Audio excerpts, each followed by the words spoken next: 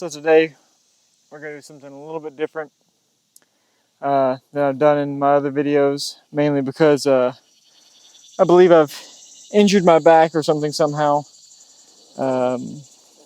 pinched nerve or whatever. I don't know.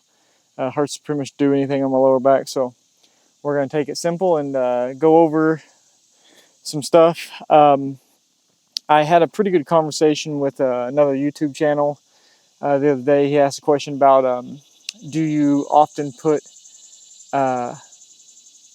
gold or silver into your preps?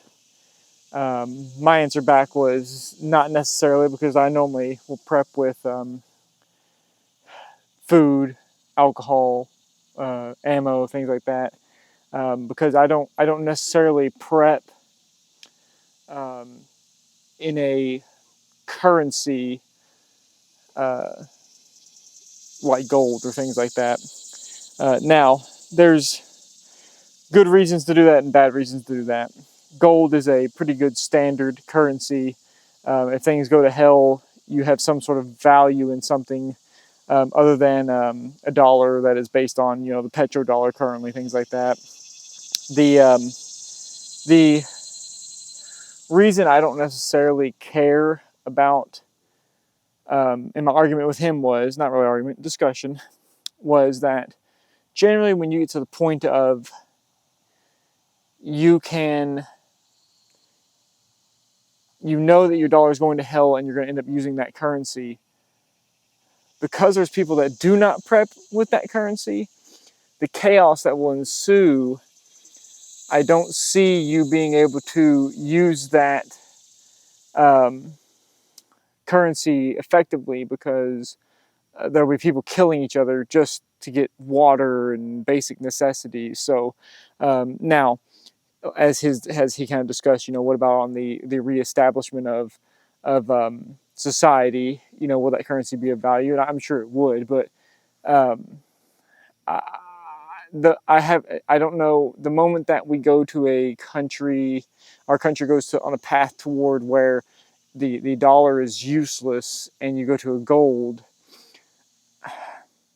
I just don't see things panning out very well for those people. So kind of my argument was kind of like, what is of real value will be found out real quickly, and that is your land, trees, water, food, your skills, your ability to work on something. That's why I've always been pretty good about being able to fix or work on just about any common kind of items, because I think your skill set will be of a great value at that time. But that being said, as a person that preps, so I'm a prepper, there are certain items that we inherently value or hoard, whatever you want to call it. And I'm just going to go over a few of those and why I hoard those, or what I believe. Chickens are going crazy back here. So, obviously, water. I like to keep tons and tons of bottled water on me. Water is a very, very crucial item. So, not only do you want water, though, you also want ways to filter that water. This is just a simple little item. I've got tons of other different methods, but I put one of these in every bag that I have. It's just a life straw. It allows you to filter water pretty much on the go. So things like this that you can stick in bags or cars or whatever, this is a great little item. And then they make better pump filters. They have ones that you can gravity fed. You need multiples. You don't want just one. You want several different styles of these items. You absolutely cannot stick with just one. So you've got your water, which is a very necessary item. One thing that people don't think about is alcohol. I buy, pretty much every time I go to the grocery store, try and buy 1 bottle of Everclear, 190 proof. I buy the highest proof stuff that I can, pretty much, because you can use this for all kinds of different medical purposes, and in the good times people drink, and in the bad times people drink. So you talk about currency, that's currency right there for some people. So I like to, and I don't know how many would be a good number to have. I've just come up with a system of just buying them, you know, once or twice a month. So that's just a really good, easy, simple item to throw on your list. I don't remember what Everclear costs. It's probably decently cheap compared to a lot of other alcohols. I don't know. Let's see what else we got in here. Batteries. I do not know the number of batteries you need to keep, and what styles. You will know what styles you need. You know, your AA, your AAAs. These are the 1, 2, 3. These are what's good for most of the night vision optics, or special flashlights, things like that. I think the EOTechs use this battery. So buy bunches and bunches of packs of these. I'm sure that there's a pretty good expiration date on some of these items, but for the most part, as long as you keep them in a good area, they're going to last a pretty good long time. So I just try and rotate them out as I go through them. So I'll just have a stack of them, and I'll just, hold this pack on top and kind of rotate them through. But all kinds of batteries you need to be able to keep and store. Medical. Tourniquets. Just a cat tourniquet here. I put one of these in everything. I carry one of these in my pocket every day. Yeah, it's bulky, but this is probably one of the better tourniquets. I put one of these in all my kits, my bags. I've got these everywhere. You can't have enough of these. And different styles of bandages that are medically sealed.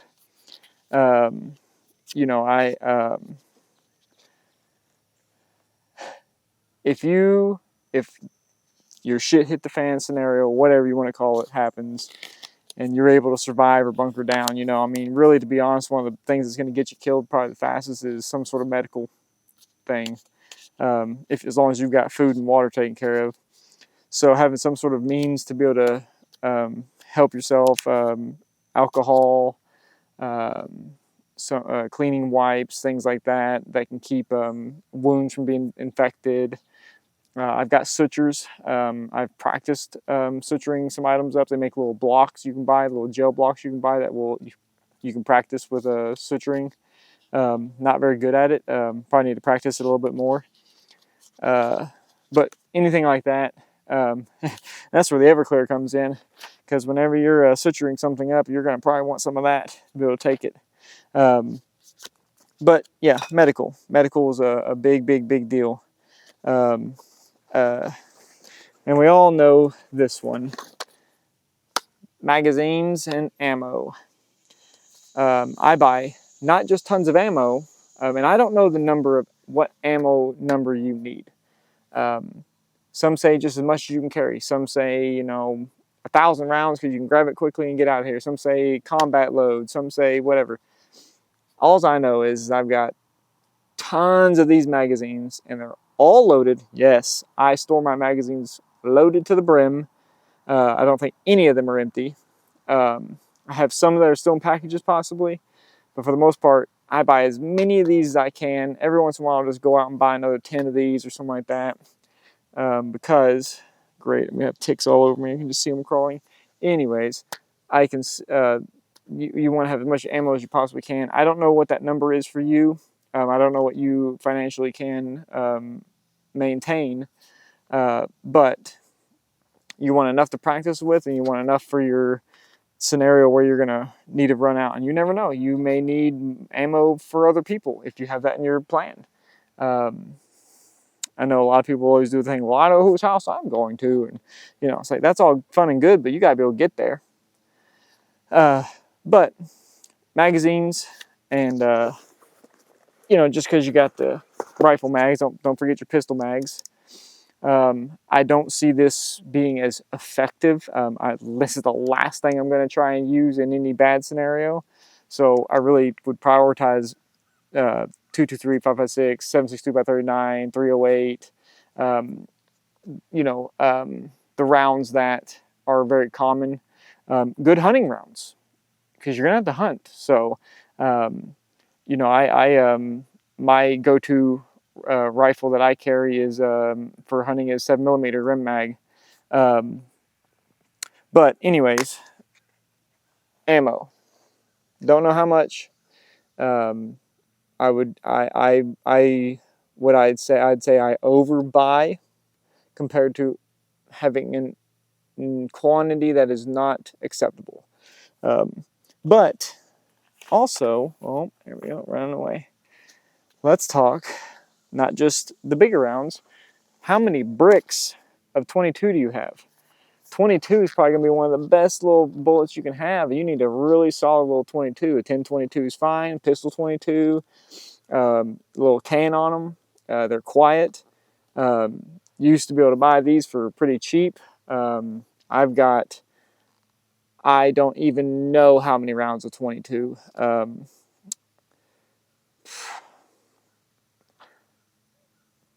40, 50,000, I don't know, 40, 50,000 maybe. I don't even know. Because I can just pass out bricks of 22. And I think it's 1,000 in one of these boxes. Maybe more than that. 500 rounds per brick. Okay, 500 rounds. It's not bad. And they come in little boxes, I think, inside of this. So 22. I mean, you talk about a good currency there. Freaking bullets and 22. That's golden. People are going to be all over you to get some of that.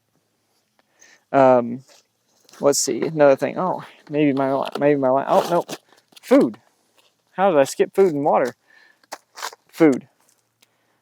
Canned goods, freeze-dried goods, frozen goods. How many pounds of meat do you have in your freezers or freezer if you've only got one? How many weeks, days, months, years worth of food do you have? I know my wife has been freeze-drying food for us for years. Pretty much, oh wow, this is pretty damn old. This is 2021 freeze-dried bag. These are good for roughly 30 years, and you can kind of tell how good they are pretty easily because if you can hear that, it's crunchy still. So you'll freeze dry this, seal it. We do a double seal on ours, and then you put a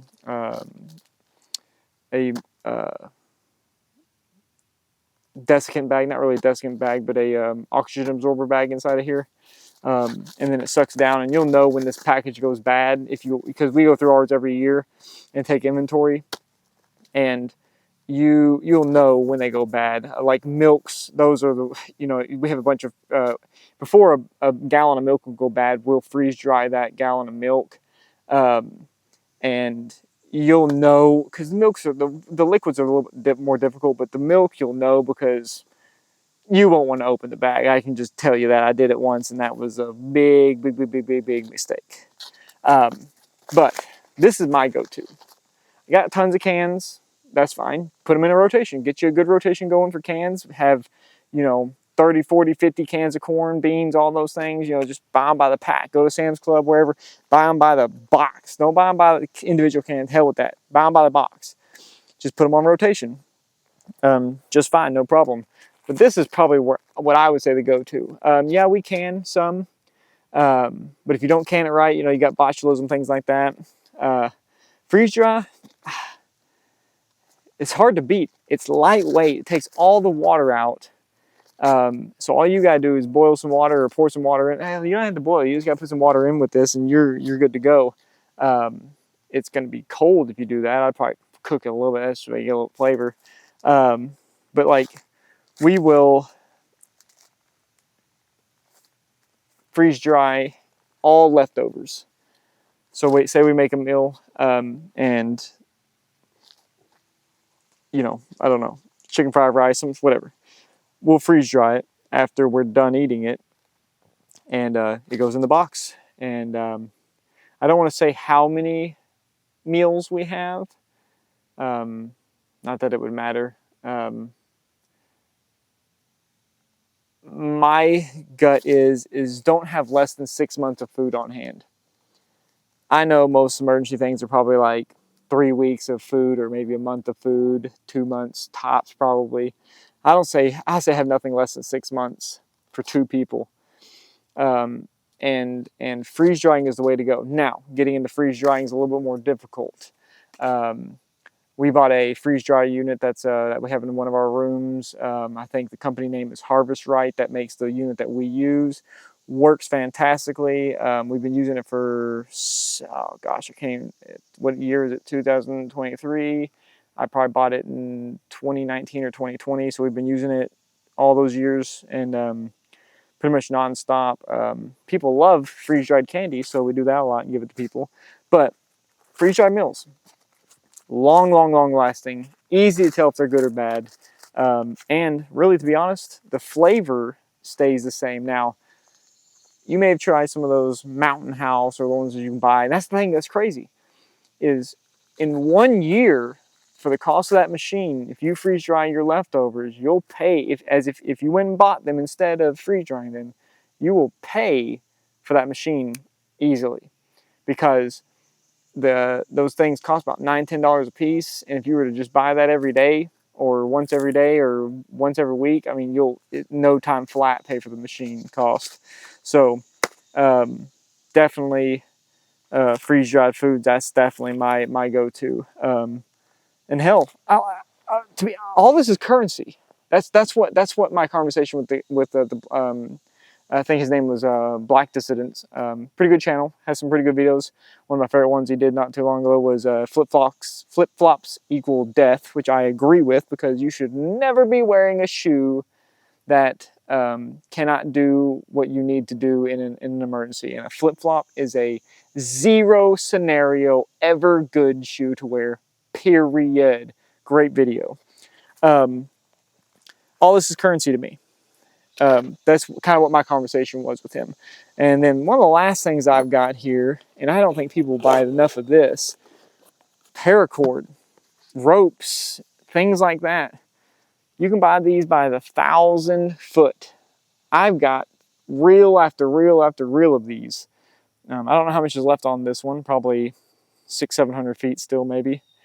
But buy one of these once every quarter or a half year. This is,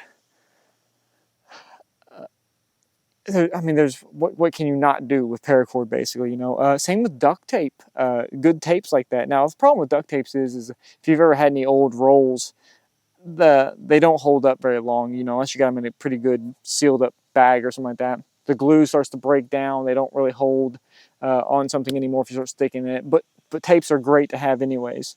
But I buy lots of paracord. You can do lots of things. You can tie up stuff with it. You can fix stuff on your bags. It's really one of those critical items that you should always have with you. And I buy it by the large roll. They do make them in the little 50 or 100 foot roll batches of them, but the 1,000 feet is the way to go. And you want to make sure that you get a good brand. This is a Rothco nylon paracord. It's the they call it 550 cord also because it's 550 pound test, 5/32 nylon. It's resistant to rot and abrasion, mildew, all that stuff. And it's made in the USA, which you should always be buying made in the USA.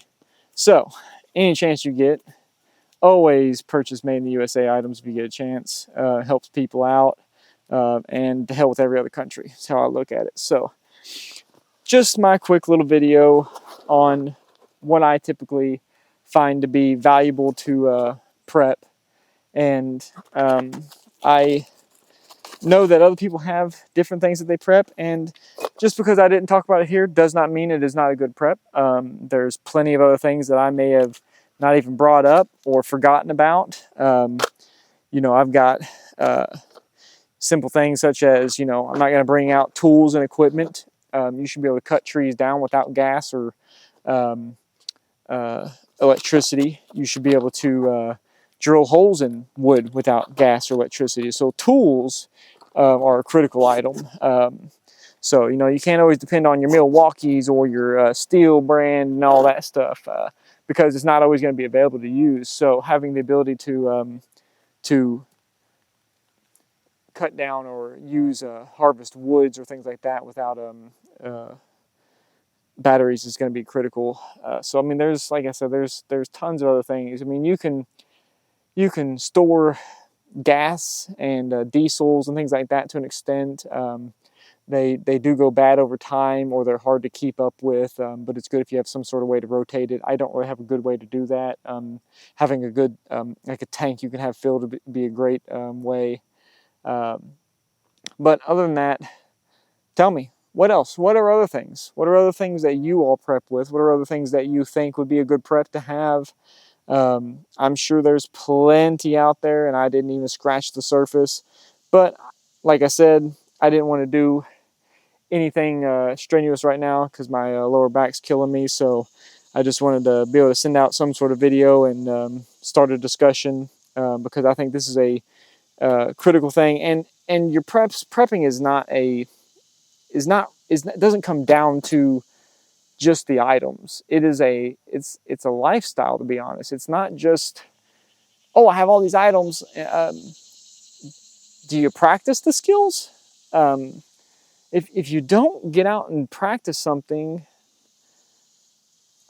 it's pretty much useless. I mean, that's, you know, for the basic person that is just needing some basic preps because they need, you know, in case of an emergency, earthquake, tornado, anything like that, that is a great reason to have these resources. That is a person that does not probably have the ability to go out and train or test things. And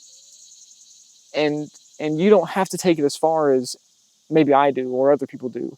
But you should have things in your household, flashlights, batteries, food, water, all that stuff. You really do need to have that. You know, and that reminds me, that's a good one that people don't have enough of is good flashlights. You know, at the end of the day, prep with what you can, budget it in appropriately. I'm not saying go out there and spend all your money. Don't say that, you know, well, if I had all the money, you know, I get it. Everybody's budget's completely different. But make do with what you can. Buy what you can and prioritize certain things over others. You know, but anything that's life-saving or a critical necessity, I think is very necessary, and you should be having some sort of good resource of it. So other than that, I swear I don't live in a rainforest. It did rain again today. I don't know how many videos I start off by saying it rained, but I feel like it rains all the time here. But needless to say, you all have a great day. Be good and do good.